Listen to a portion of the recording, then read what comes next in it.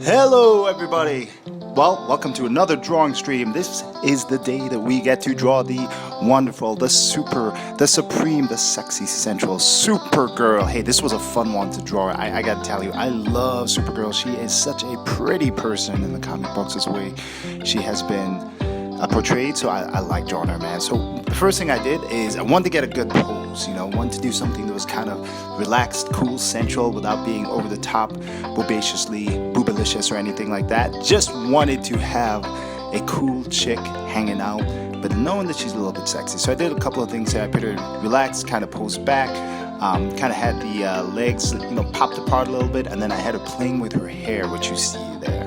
Now as I go through that, what you'll see, outline that in stick figures.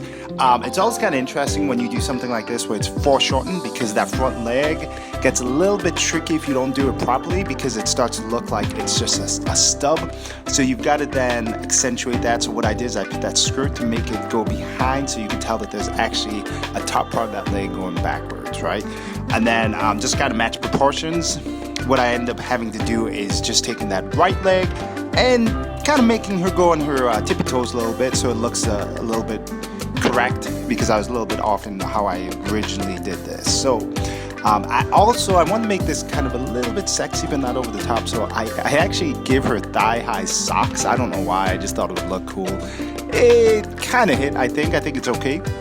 But I always kind of figure if she's wearing those kind of strange leather boots that go up to her knees, it's going to be a lot of chafing, so let's give her some tube socks in there. And for some reason in my memory, I thought I'd seen that somewhere, and I don't think that's anywhere else, so that's kind of unique.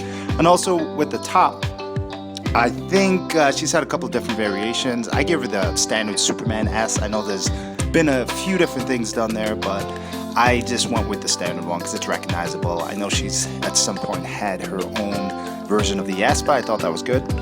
From there, kind of wanted to do the cape. Was originally going to do something a lot more dynamic, but then I pulled it back because I didn't want to take away from the actual figure itself. So went with that. Hey, I love Supergirl because you know what? She is the perfect example of what they call supreme superhero colors, and then it's red, white, blue, and gold all mixed together.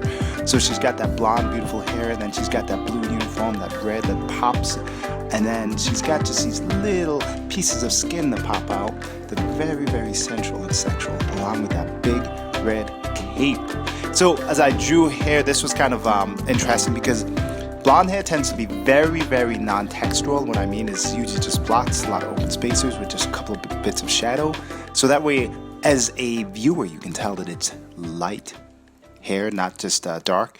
And then, I struggle a little bit with this hand posture because there's this old saying that says if something looks right but is wrong, you should still draw it that way. So at first I think I was drawing it, and what I was doing is I was taking my own hand, putting it on the table and looking at it.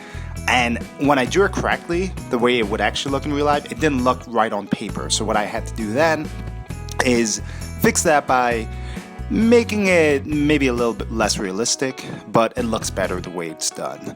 And then from there, I just kind of, you'll see me putting some finishing touches in here, looking at the thickness of the arm, adjusting that a little bit, and then also adjusting some of the folds in her clothing.